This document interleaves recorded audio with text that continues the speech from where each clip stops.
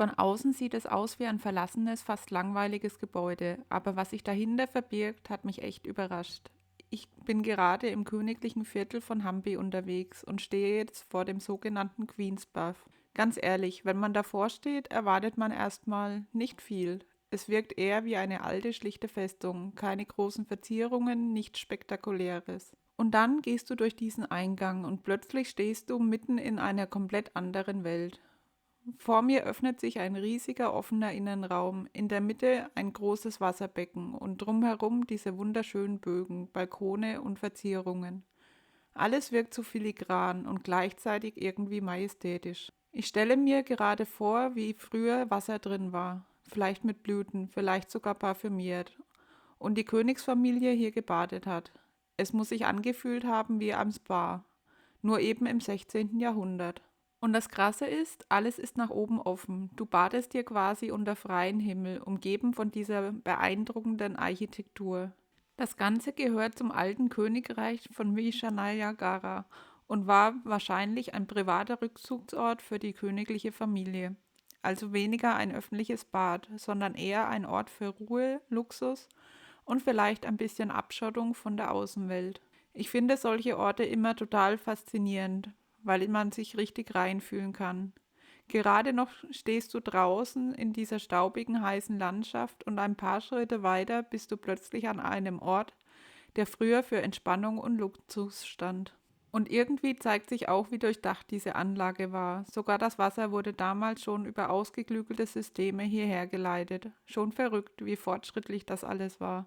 Für mich ist das Queen's Bath definitiv einer dieser Orte in Hampi, die man vielleicht unterschätzt, aber die total hängen bleiben.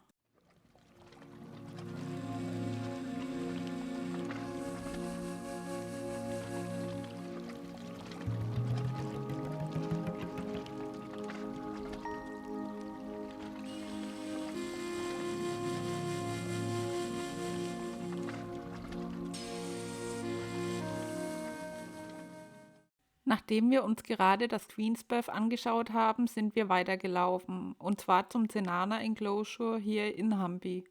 Man geht davon aus, dass das Zenana Enclosure früher für die Frauen des Hofes gedacht war, also so eine Art Rückzugsort fernab vom Trubel des restlichen Palastlebens.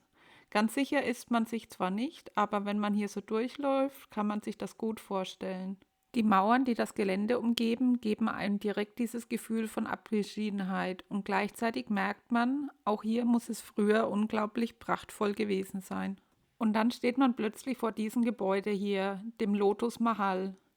Ich finde, das sieht irgendwie aus wie aus einer anderen Welt. Diese geschwungenen Bögen, die vielen Details, und gleichzeitig wirkt alles so leicht und elegant.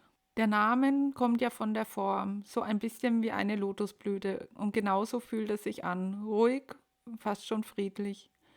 Man vermutet, dass hier ein Ort war, an dem sich die Frauen aufgehalten haben, vielleicht zum Entspannen, vielleicht auch für Gespräche oder kleine Treffen.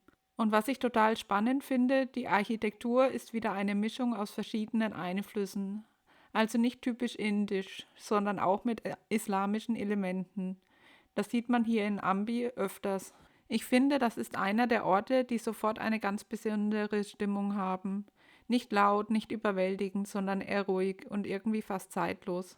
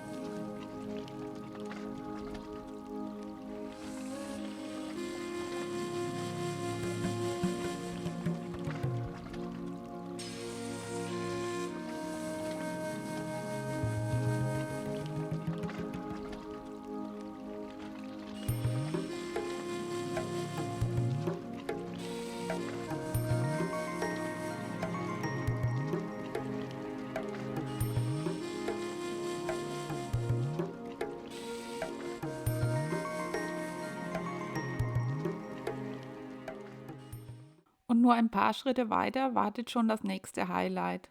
Das hier sind die Elephant Stables, also Elefantenställe, und ich finde, sie sehen einfach beeindruckend aus.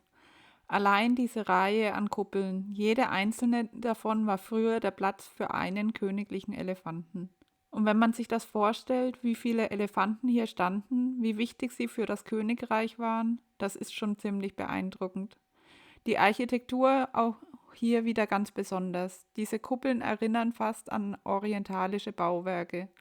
Und genau das macht diesen Ort so einzigartig.